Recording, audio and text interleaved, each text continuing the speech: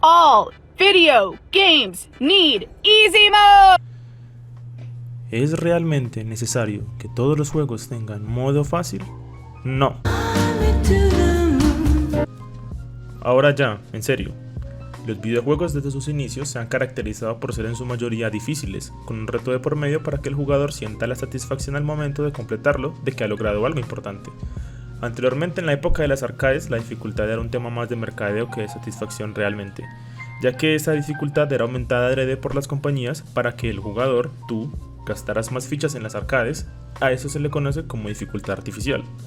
Este tipo de dificultad solo varía en los números, los enemigos hacen más daño, resisten más y hay más cosas en pantalla de las que te puedes imaginar para hacerlo un poco más difícil de lo normal.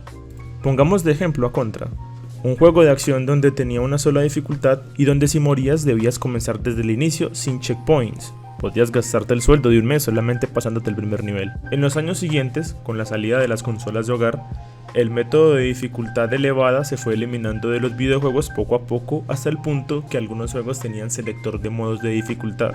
Fáciles, normales y difíciles son los más desconocidos, mientras que otros solo tenían un método, la dificultad de fábrica, donde solo podías jugarlo en esa dificultad porque el juego lo demandaba.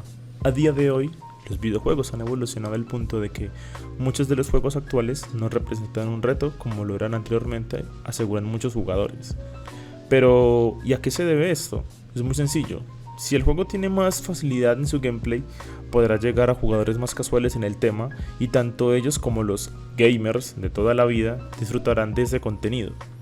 En la actualidad existen muchos tipos de juegos donde cada uno tiene su público. Hay juegos donde la diversión es lo más importante y otros donde se exige al jugador ser más preciso y aprender de la inteligencia artificial de los enemigos. Este último tipo de juegos poseen un tipo de dificultad denominada orgánica, que es donde la dificultad es aumentada por las mecánicas del juego y no recae sobre el aumento artificial de las estadísticas de los enemigos. En términos generales, es como debería ser siempre un videojuego, que sea el juego y las mecánicas las que brinden la dificultad, y no solo unos números inflados que harán que el juego sea más difícil artificialmente. Y no porque el juego esté hecho de este modo, estos retos son los más gratificantes y no requieren de un modo fácil. Esto dañaría totalmente las mecánicas con las que fueron diseñadas y rompería la inmersión y la experiencia del mismo. Pongamos un ejemplo. Uno de los juegos donde podemos ver la dificultad artificial en toda regla es Halo 1.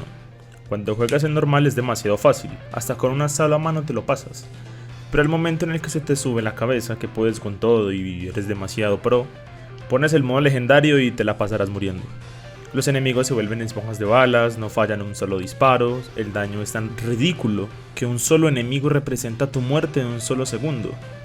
Es muy buen juego a pesar de esto, pero siendo realistas es innecesario el absurdo aumento de dificultad donde los enemigos son los que serán potenciados y tú seguirás siendo el mismo personaje con las mismas estadísticas, solamente que muriendo muchísimo más de lo normal.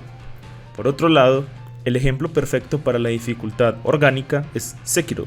Sekiro emplea la clásica curva de dificultad, solo que esta empieza por lo alto, no por lo bajo como se requiere normalmente.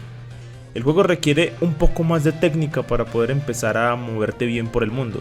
Morirás demasiado al principio si no eres entendido en ese tipo de juegos, pero aprenderás a medida que vas avanzando. Aquí se siente que el personaje es quien progresa junto con el entorno, sientes que tú eres quien está mejorando como jugador además, ya que es precisamente lo que se intenta lograr con esta mecánica.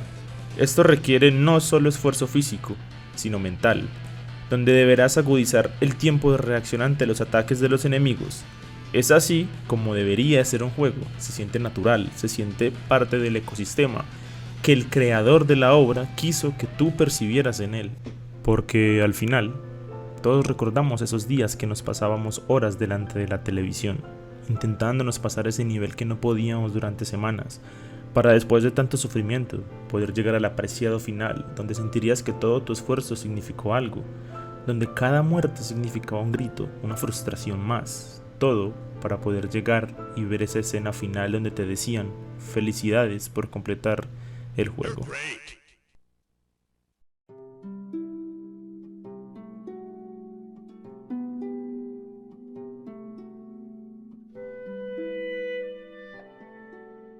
Gracias por ver y hasta el próximo video.